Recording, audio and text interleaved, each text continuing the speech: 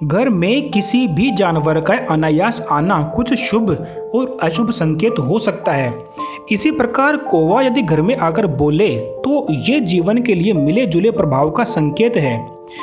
तो इस क्रम में हम आगे जानते हैं कि शास्त्रों में ऐसी न जाने कितनी बातों का जिक्र किया गया है जिसके बारे में हमारे मन मस्तिष्क में हजारों सवाल उठते हैं।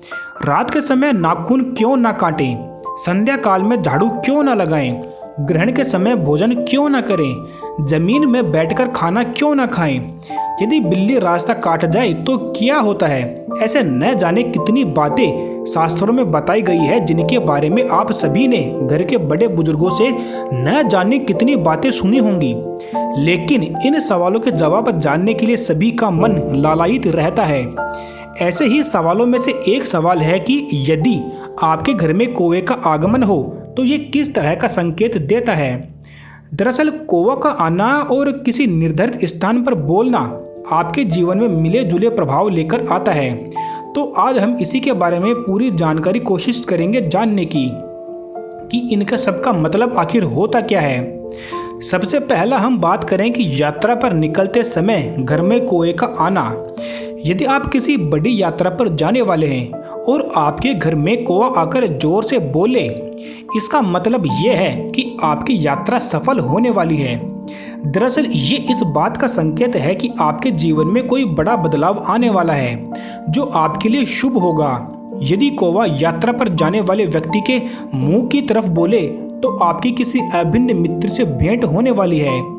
यदि कोई किसी नौकरी के इंटरव्यू के लिए जा रहा है और घर से निकलते समय कौवा बोलकर पश्चिम दिशा की ओर उड़ जाए तो कार्य में निश्चित ही सफलता मिलेगी। दूसरा बात करें तो वो है झुंड में कौवों का आना। अगर आपके घर में कई कौवे झुंड में इकट्ठा हो जाएं और तेजी से बोलने लगे तो आपको सतर्क होने की आवश्यकता है। दरअसल ये कौवे किसी अनहोनी का संकेत देते हैं। ये इस बात का संकेत भी हो सकता है कि आपके परिवार पर कोई बड़ा संकट या कोई बड़ी बीमारी आने वाली है। खास तौर पर इस तरह के संकेत घर के मुखिया के लिए अच्छे नहीं होते हैं। तीसरा बात करें तो वो है दक्षिण दिशा में कौवे का बोलना।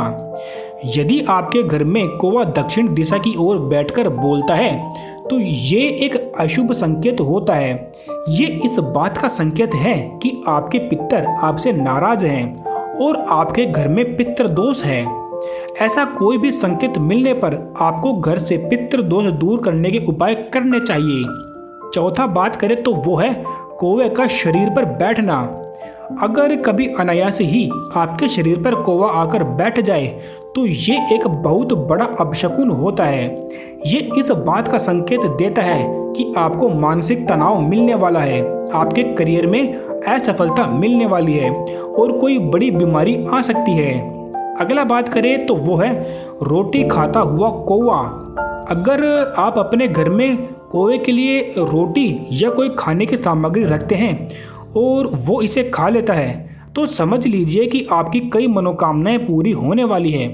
आपको धन लाभ हो सकता है और किसी बड़े काम में सफलता मिलने के योग भी बन सकते हैं। दरअसल कौवे का रोटी खाना इस बात का संकेत है कि आपके पूर्वज आपसे प्रसन्न हैं और घर से सभी दोष दूर होने वाले हैं। अगला बात करें तो वो है कौवे के अंडे। अगर आपके घर में कभी कौवे का अंडा मिले तो ये आपके लिए अत्यंत शुभ संकेत है। दरअसल कौवे का अंडा इस बात को दिखाता है कि आपके घर में कोई बड़ी खुशखबरी आने वाली है।